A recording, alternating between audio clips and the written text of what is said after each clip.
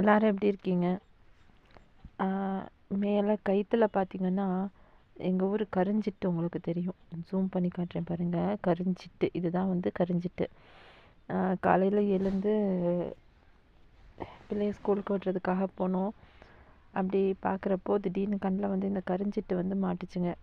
அந்த கயித்துல மேலே இருக்குது பார்த்திங்களா, அதில் வந்து உட்காந்துருந்துச்சு.